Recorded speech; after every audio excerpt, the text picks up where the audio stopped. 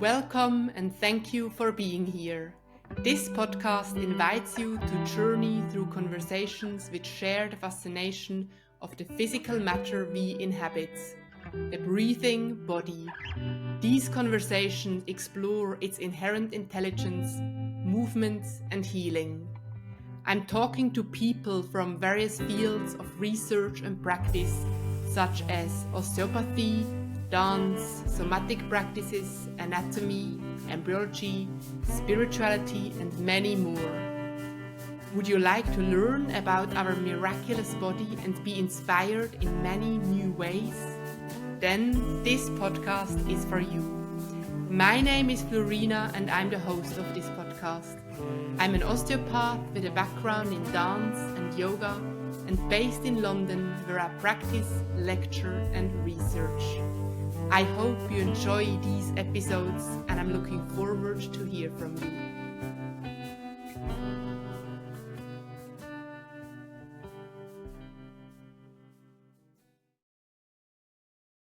Okay, a huge welcome to you, Jessica, on the podcast, The Breathing Body.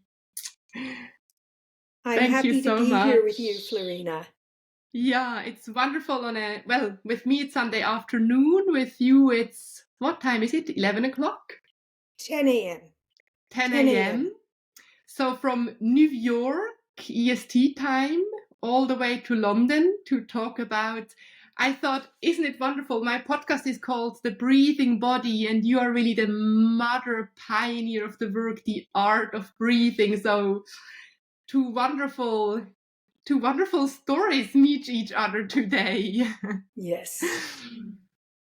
And Jessica, I feel a wonderful way to start would be if you maybe take our listeners a few years back, maybe to, the first question I would like to ask you is what actually led you down that path to explore the breath in so much depth?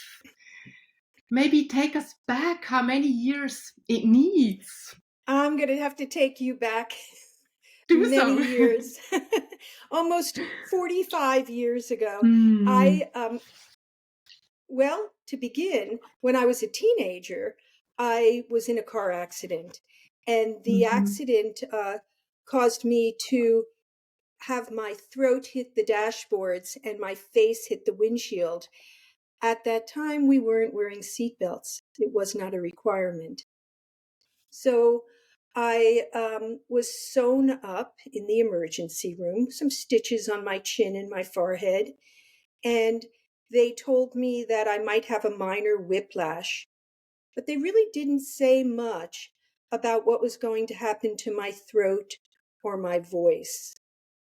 And I left being told to go on vocal rest. Telling a 17-year-old girl to go on vocal rest is the biggest joke I could ever hear because I wasn't going to stop talking. But I had a terrific fear from that accident. I felt I felt quite frightened when the accident occurred, the impact, and I was unable to let go of my breath. And I searched for ways to let go of my breath. And if there's anybody in the dance theater world listening, I was lucky enough when I was an undergraduate in college to meet with Meredith Monk, who was a theater artist exploring sound and movement simultaneously. And I recognized that I could not release my sound with freedom, with authenticity. I was trying to make it happen as opposed to allow it to happen.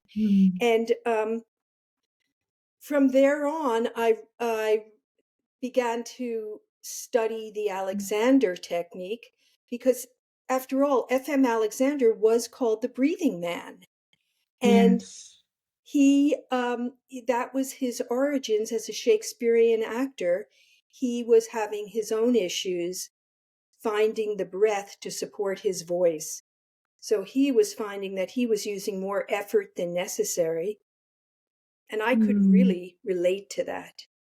So anyway, I went from taking lessons to diving into training to become a teacher. And I loved the training. And we did all kinds of work, freeing up the physical body from all of the muscular tensions that we accumulate day to day in all of our activities. And we did attend to the breath, but not enough for me, which at the time was that I was still feeling some kind of restraint and compression around my within my respiratory system. And I heard about a man, his name was Carl Stow, and I learned that he was focusing on the release and movement of the diaphragm within the context of the entire respiratory system. And I'm talking about all of the organs, all of the muscles, all of the cells, everything was going to work in a synergistic way. Mine was not working that way at all. And I was working with too much effort. And I went to see Carl, and after just one session with him, where he put his hands on me and asked me to release and activate, so I would be releasing areas of muscular holding and activating other parts of my body that had been dormant. And I felt invigorated by the breath, and I could hear the sound in my voice change. Wow. So I walked out of that session and it was like, sign me up. It felt so much as if the breathing work that I had just done had informed all of my work in the Alexander technique. And that the Alexander technique was going to be able to inform my interest in breathing coordination. And that is how I began. Wow. It's actually so touching and inspiring how you used the words, you had that accident and you were unable to let go of your breath. And I can imagine that's something which so many people can relate to. And I'm so glad that you put these words to that, because we have an accident, we go through fear and stress, and we feel like, I can only make the gesture, like, right, it's like a freeze, or it's an embodied shock. And I'm so glad that you say that's maybe how it feels when we're unable to let go of our breath. Maybe let's dive right there in a bit more. What does that mean, Jessica, if we are unable to let go of our breath, or if we then keep on living without restoring that? What happens actually in that moment, or what does that mean for our life? Well, we're always going to be breathing because it's a reflexive activity. It's it's going to happen for us, but not with any flow, not with any ease, and certainly not with any efficiency. So people are spending a lot of energy working and efforting to make the breath. Even though it's unconscious, we get used to it. We don't know that we're doing it. Like any habit, we get used to it. But I will say that holding the breath, whether it comes from the fight or flight reflex, or whether it comes from some old misconception of strengthening the respiratory system, or of finding some kind of physical body structure that feels right, holding the breath is really the first thing we have to attend to. And the way you let go of that is to find the exhalation. We start on an easy and effortless exhalation, which prompts an easy and effortless inhalation. So unlike a lot of techniques and a lot of advice, we hear people say all the time, breathe, take a breath. We don't need to take a breath. Breathing is reflexive. It's autonomic.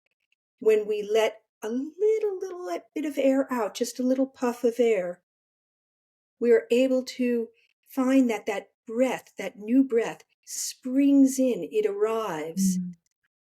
And we can have as much of it as we want, and then we let it out. We follow the breath to its logical conclusion.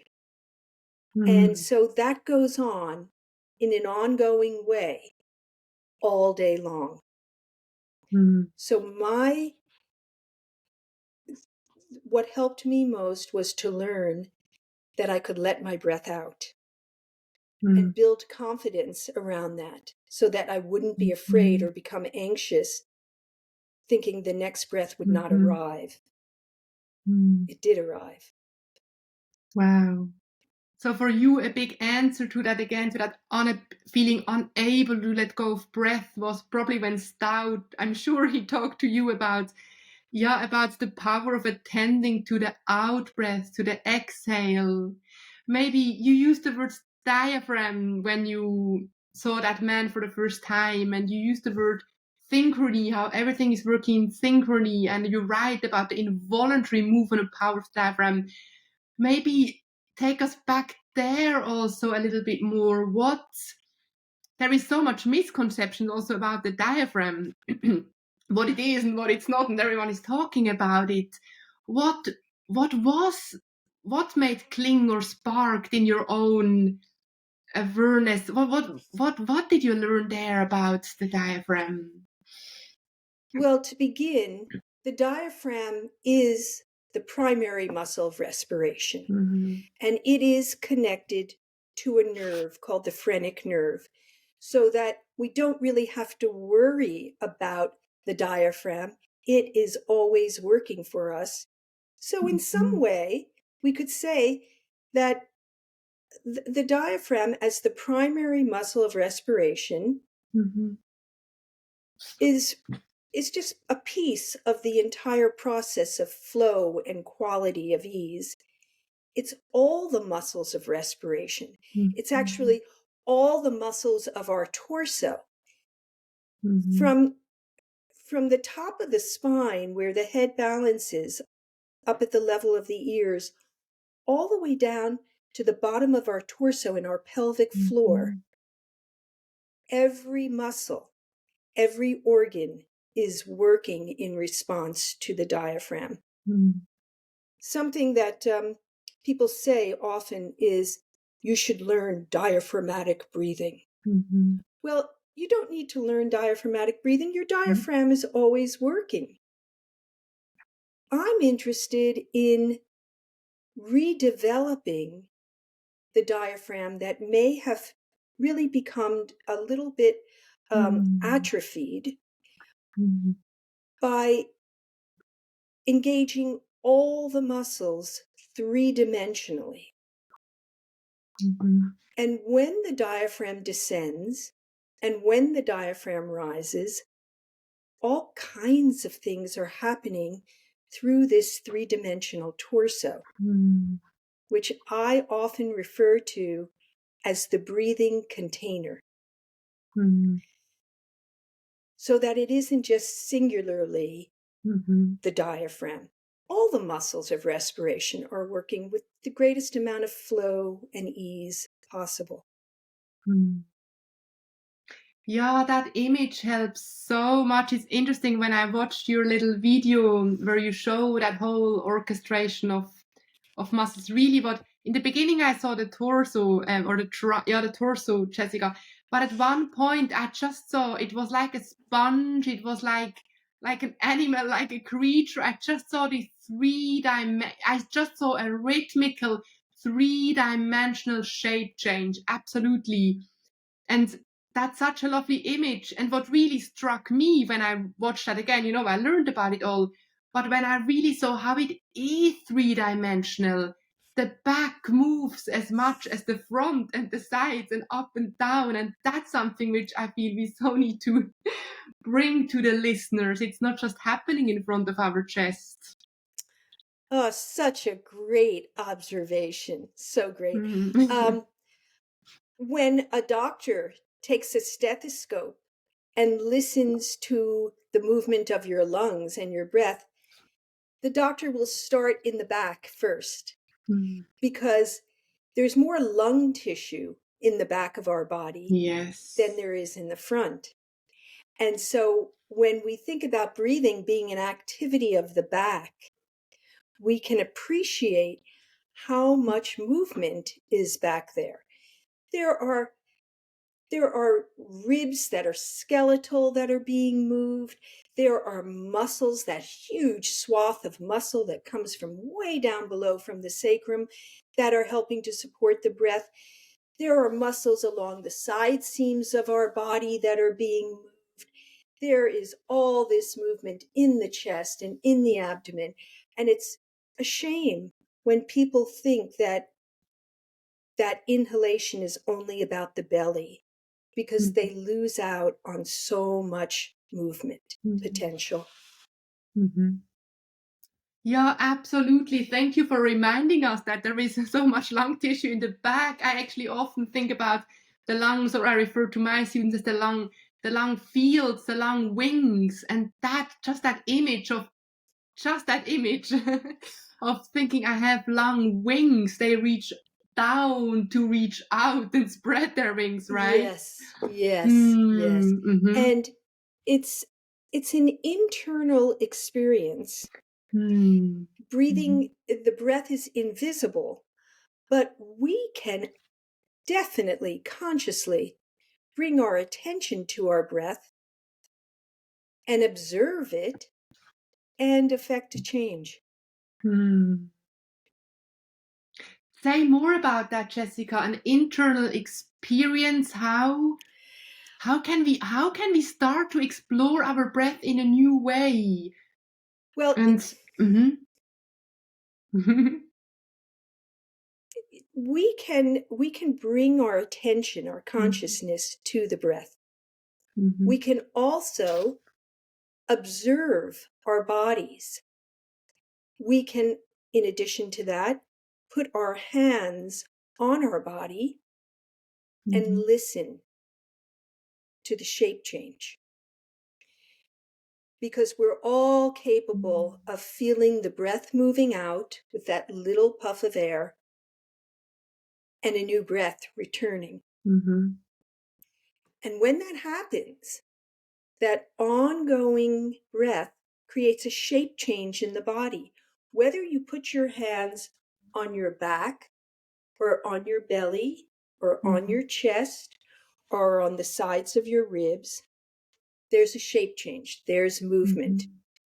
And if we don't breathe, we don't move. So allowing that ongoing movement, following it to its natural conclusion. One breath leads to the next breath. Yes. It is not binary. It's not breathe in, breathe out. But it's an ongoing movement, like the old-fashioned water wheel that scoops the water up in that barrel and then sends the water out. It's an ongoing movement of breath. We're at the beginning, middle, or end of our out breath and the beginning, middle, or end of our in breath. Wow. Yeah, it's right now feels novel from you to hear about that it's an ongoing movement. I find that something very actually challenging to appreciate and acknowledge that it's like a cycle, something circular, that it's something ongoing and one flows into the next, and the end of the exhale is the beginning of the inhale. Right. And because it's invisible, Mm-hmm. It's difficult at times to imagine that there's still something moving out before the new breath comes in. And it is, it becomes an internal sensation once you begin to practice. It does require practice. And I'm going to say here that the movement of the diaphragm, as it descends to make more room to come in for the lungs to take in the air, that movement, releasing down and then coming back up to help guide the air out of the lungs, we consider it to be a visceral massage. That when the diaphragm descends ever so slightly, it puts a little bit of pressure on all of the internal organs below. So it's massaging the liver and the stomach, the intestines, the kidneys and back. It is just very generously massaging as it rises up our lungs, the floor of our heart. It is moving between the torso where the organs are for digestion and elimination and for respiration, for our ability to find vitality. So it is a beautiful regulator.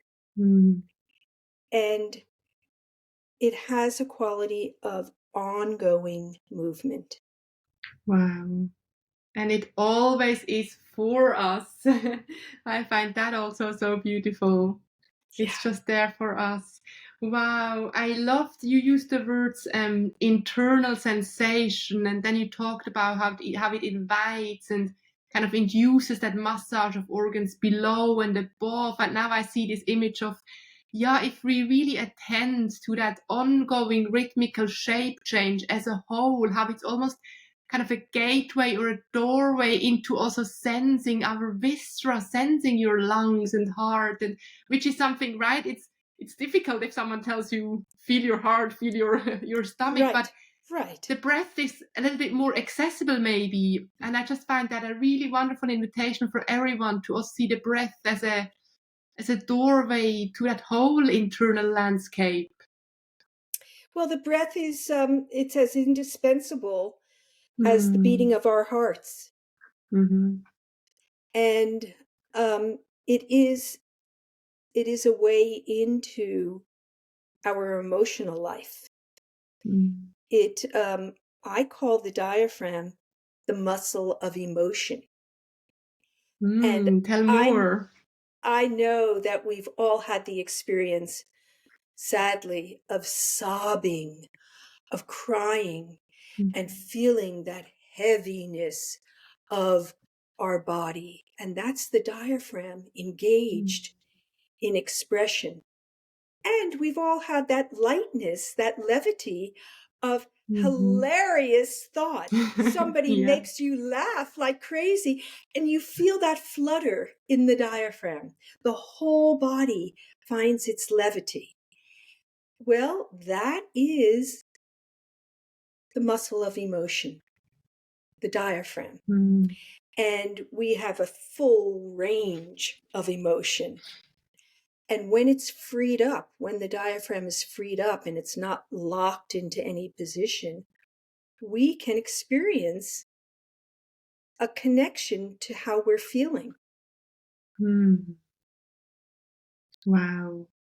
Yes, absolutely. Would you almost say, Jessica, that if we do get in the way and if we're unable to let go of the breath or holding, that we kind of close the door to things like emotions and feelings which want to be revealed to us, right?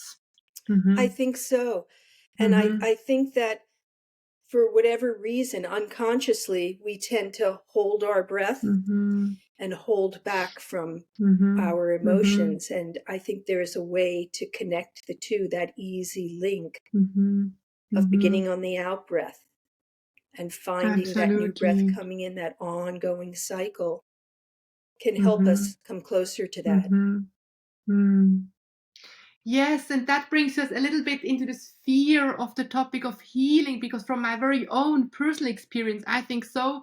Also now I see again, or I hear how emotions are energy in motion, and we need to, if we all had that, right? We feel kind of stuck or angry, and then the moment we attend to our breath, or we just go for a walk, or we move, something shifts. It's probably that we free the energy of the emotion. We whatever happens there. But I'd love to explore that with you also a little bit. What is the relation, the role of the breath in healing, or from also your experience with students? So one might come with a voice problem, and then a whole other journey starts as well.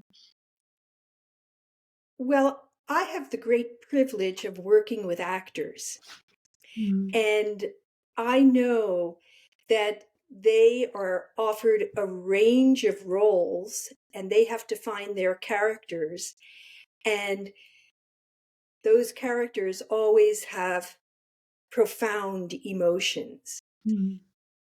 So when an actor or anybody is able to release their breath and find out where it's moving or where it's stopped, they can get in touch with, we get in touch with what we're holding back from. I don't think of myself as a healer. I never use that, but I know that I can help guide my students so that they can heal themselves. Yes. So it has a quality of, I give them some information. Carl Stow called it knowledge. They take that, and then together with my hands on and their hands on, my hand over their hand, they can begin to feel where it is that there's been a muffling, a compressing down on their vitality. So they heal themselves. Wow. Yes, I very much agree with that, because in the end we can't heal anyone other than ourselves, right? And I have a role. I'm an osteopath. As an osteopath, I can't heal any of my patients, but I can facilitate healing, or we can we can help to create the resources or the environment that body needs to heal. And it's interesting, right? In one of your texts, Jessica, you wrote, the breath is the healing fuel. And then you talk a lot about to teach students to Oh dear, I just missed you. learn how can we. I'm Am I losing back you. again? Oh, here you are. Okay. Yes, here I am again. Yeah, I was just saying how you call the breath also the healing fuel. And I know that your work is a lot about how can we give ourselves permission to allow the breath to flow freely. You've already touched upon that, but maybe you can go a little bit more into that. What does that actually mean, or how can we start doing that? Because, right, if we get out of the way, then the breath can really radiate in its healing fuel way. Yes. With people who have respiratory problems, that's one end of the spectrum, where people are breathing in quickly and using muscles that we refer to as accessory breathing muscles. So they take a lot of breath, one breath after another, and they don't let their breath out. When we become anxious as healthy people and we don't have respiratory challenges, we tend to do that also, where we breathe in more than we let the breath out.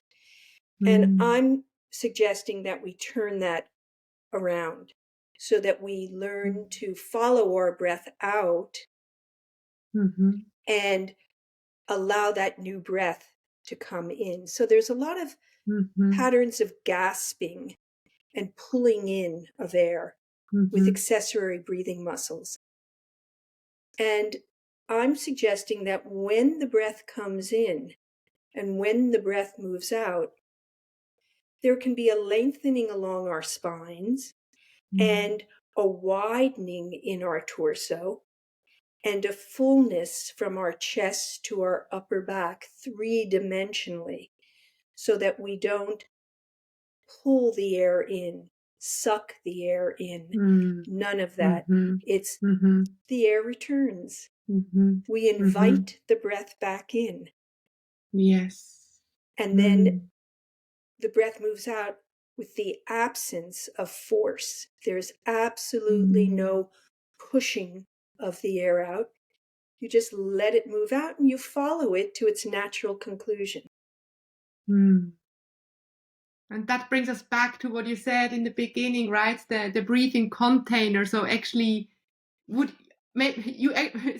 I now think, wow, you actually became a really good detective, right? To observe different students' breathing containers and to see what are the areas which, yeah, you said more muffled, more dense, and of course, touch. Alexander technique touch is an incredibly powerful tool to give us a kinesthetic awareness of those areas which we sometimes don't feel ourselves, or it's hard to connect to these places sometimes without Yeah, receiving touch from outside. absolutely. And of course, every human being has their own rhythm and their own Mm, flow. So for me, I don't suggest that people do measured or prescriptive breathing exercises.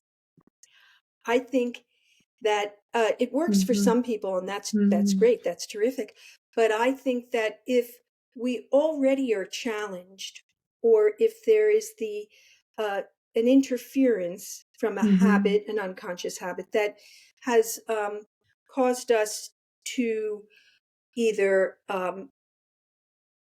push the breath or squeeze the breath, then it's best to not do the measured breathing, but to stay with your own breath, which changes anyway mhm, from morning to mhm, night. Our breathing rhythms are mhm, changing. If we're riding our bicycles, our breathing rhythm is going to be one way. And if we're mhm, sitting and writing at our laptops, our breathing is going to be different. mm. So I think it's very important to just find the individual pattern of one's own unique Absolutely. breathing. Mhm. Absolutely. And just to kind of drop into that role of a loving observer, something which often helps me, Jessica, which I use is when I just place my hand on maybe chest and belly, and I think about, can I just notice how my hands are being moved without even trying to change, just notice how my hands are being moved. And I find personally that image so much helps to, yeah, So not, just right. yeah, it That's, just yeah, helps. I I can't say agree with more. you 100%. Hmm. Yeah, and then when I have my hands, I often see that image of my hands floating on an ocean, and that's my maybe last wish to ask you, or to ask you to talk about, because you talk about a meditation with the ocean. I saw in several papers, and I find that such a potent image, and I would love to give that to the listeners as well. How can we meet the ocean with our breath, or how can the image of the ocean help to meet our breathing? It's it's my favorite visual meditation, and Hmm. it's a little different than the Alexander rest position or constructive rest or Alexander lie down. This is a almost a meditation, and I'd be happy. I call it my ode to the art of breathing, because I've been offering this to my students and clients for years, and I find it so important because it awakens our senses, as well as our respiratory system, our whole body. Would you like me to offer your listeners a few minutes of an ocean meditation? That would be wonderful. That would be wonderful. I mean, if we could also kind of bring it together with you taking us right now, me and then all the listeners, that would be wonderful. Would you be willing to do that, Jessica? So all you need to do is lie down on a warm floor on a yoga mat or a carpet and have a book for underneath your head, just a small book to support your head, and have a lie down. And once you get situated, with your head being supported and your back is supported, you can choose to have one knee up, one foot on the floor, or have both knees up. One leg can be extended, whatever is comfortable. And for now, I'm going to ask you to close your eyes and to notice the support that you have from the floor, that you are being held by the floor, letting go of any kind of muscular tension that you can consciously notice. Same with your head. Knowing that the book is there to support your head, you're letting go. And now, as your eyes are closed, imagine yourself by the ocean. Imagine yourself wearing a t-shirt so your arms and your neck are exposed, maybe a pair of shorts so your legs are exposed to that fresh air that comes off of the ocean. And begin to notice, as you see the ocean, the waves. Notice how large some of those waves are and how they get small and how the ocean gets quiet. Notice how the waves come up to the shoreline and slap and lap right onto the beach. Let the air return through your nose, fresh air coming in through your nose. Feel the mist on your skin. Feel that little subtle mist. Maybe lick your lips, taste the salt, and begin to listen to the sounds. This ongoing sound. Some of the waves are going to come in and they're going to crash onto the beach, and there's going to be a sense of thunder. And others softly swoosh and meet the shoreline and move out. And you'll begin to notice that there are no two breaths, no two waves that are ever alike. The wave that just moved through and retreated from the beach will be followed by a new wave with its own rhythm, its own impact. And if you can imagine that that wave is moving all day long, one wave after the next, it never stops. You can now bring these thoughts to you, to yourself, to your body, to your breath, knowing that each breath is unique. And the breath that came before the one that you have now will never be repeated. So as your breath is moving, sense, where does it move in your body? Notice when those big full breaths come in. Invite them in. And then let them out. See that breath move out. And begin to enjoy the quality of the flow. the ongoingness of the breath. All of your senses are alive. You are feeling that ongoing three-dimensional shape change. Some of the breaths are going to come in and they're going to be large. Others are going to be very small, that they're probably below your level of sensation. You can hardly feel them. Some of the breaths are going to be long. Some of the breaths will have a different rhythm. Some will be short. One might come in right after the next one. And that's fine, because you're freeing up to allow for a reflexive rhythm. That's happening to you today that may be quite different tomorrow. So as you are listening, hands on, you can have a hand on your chest, you can have a hand on your belly.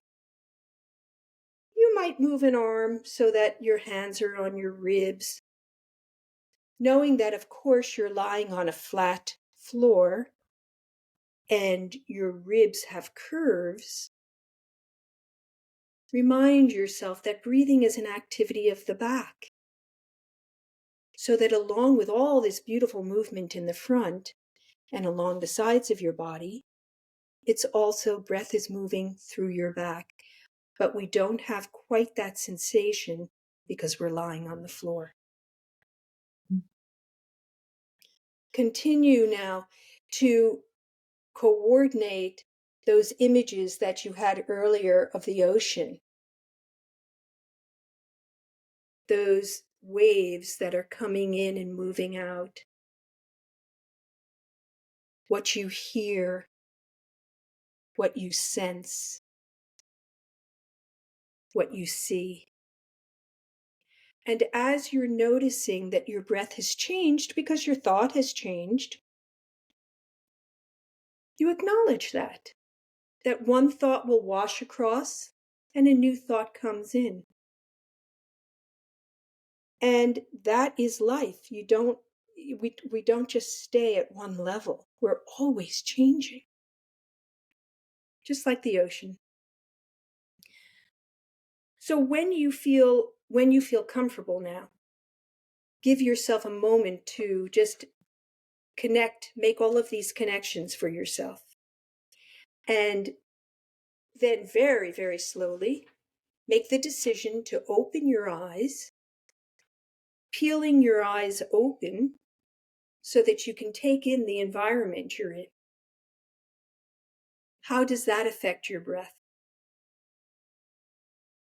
And with a soft focus and an ease in your tongue and your jaw, so that the whole of your neck is easy and free,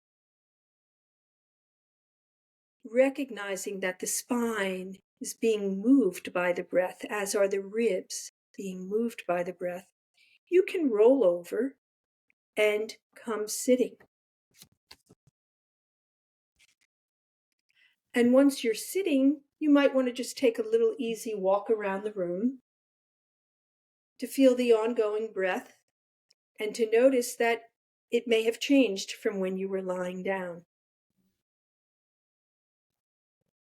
And that is my ode to the art of breathing. Wow. Wow. Thank you so much, Jessica, for taking me through that now. And with that, everyone who is listening to that podcast, what a resource.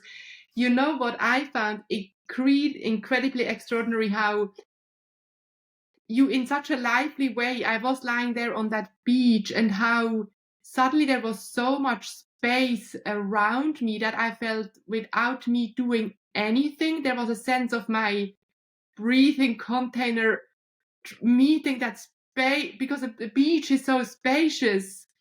And I think I just had a very good experience there of how such a good image of that's how we get out of the way, right? Wonderful. You've got it. Yes. Wow. And how powerful images are. That also made me, that's just so touching. Wow. Thank you so Well, much, Jessica. good. You're so welcome. I think that's such a round journey we took. Is there anything you feel, or if there one more thing you really want to give everyone onto their way? Or I feel very in peace with what we all discussed and talked. Just to remember that we're all individuals. There's no one way to breathe, and that we can restore our breathing function. We can bring it into our conscious, under our conscious attention, to stop interfering with the flow. Yes. And always, always let your breath out so that new breath can come in. Thank you. And maybe just share that with us, Jessica, for every listener who now thinks, oh, I want to find out more about the art of breathing. I will certainly link your webpage in the show notes. Is there something you want to share with the listeners, how they can find out more about your work and what you do? Well, there are teachers. There are a good amount of teachers. They're all Alexander teachers who have trained in the art of breathing, and they live all over the world. And you can get in touch with them because I have a list of teachers on my website. Wonderful. I'll link that. Yes, and the other thing is that for listeners who want to contact me, you can purchase the 2 videos, which are 9 minutes long. One is narration, one is with music, or my small collection of articles through me. And if anybody wants to contact me, they can on my email address, which you can also Wonderful. link. I will link that. Thank you so much. And on that breath also again, thank you, Judith. I'm sure she's listening to that episode for bringing us into touch. Hi, Judith. And for furthering that journey. Wonderful. Thank you so much for your time. Thank you. Thank you. And have a good day.